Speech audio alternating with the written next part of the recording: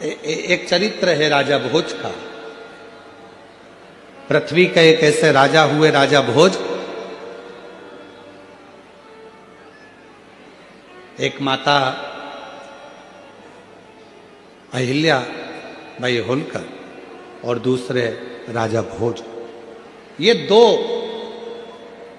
शंकर के ऐसे उपासक हुए जिन्होंने अपने जीवन में एक काम करा कि शंकर भगवान के मंदिरों का जीर्णोद्धार करवाना और शंकर भगवान के मंदिरों का निर्माण करवाना।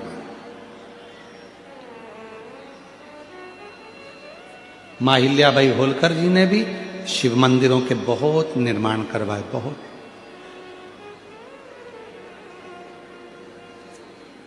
पर आज खुशी इस बात की है, एलईडी बंद पड़ी हैं, एलईडियां चालू करवाई है।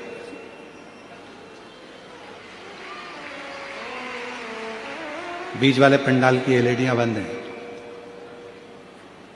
आज सबसे ज्यादा खुशी, सबसे ज्यादा प्रसन्नता इस बात की भी होती है कि मां अहिल्याबाई होलकर जी ने जिन मंदिरों का निर्माण करवाया, जिन मंदिरों को बनवाया, राजा भोज जी ने जिन मंदिरों का निर्माण करवाया, जिन मंदिरों को जीर्णोद्धार करवाया, बनवाया, आज बीच में जगत गुरु शंकराचार्य जी जब प्रकट हुए और जगत गुरु शंकराचार्य जी ने चारों तरफ शंकर भगवान का खूब खूब गुणगान किया, तो पूरे दुनिया में जगत गुरु शंकराचार्य जी की प्रेरणा से शंकर जी के मंदिरों का और शंकर भगवान की आराधना का केंद्र भारत की भूमि रही। पर बीच में एक ऐसा समय आ गया था जिस समय में लोगों ने भगवान शंकर को एक और कर दिया था। शिव मंदिर लोग नहीं जाते थे, शंकर जी की आराधना नहीं कर सकते, करते थे शंकर मंदिर में पूजन नहीं करते, केवल सोमवार को चले जाते या प्रदोष को चले जाते या सावन महीने में चले जाते या शिवरात्रि पर चले जाते। उसके अलावा भगवान शंकर की आराधना करने कोई नहीं जाता। और आज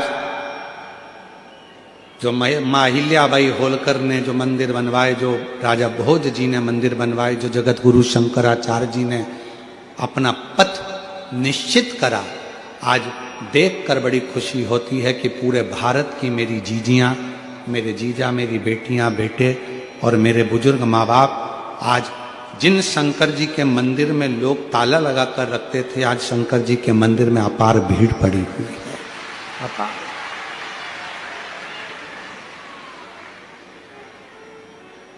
भीड़ पड़ी। शिव मंदिर तक लोगों ने जाना प्रारंभ किया और आज लोगों का दुख अपने आप मिटना धीरे धीरे प्रारंभ हुआ। क्यों?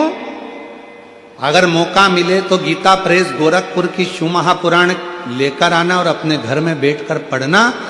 उसमें गीता प्रेस गोरखपुर की शिव महापुराण को पढ़कर देखना, तुमरुका जी भगवान शंकर के सम्मुख में, ईसर गोरा के सम्मुख में चंचुला देवी के पति को प्रेत योनि से मुक्त होने के लिए शिव महापुराण की कथा कहते हैं।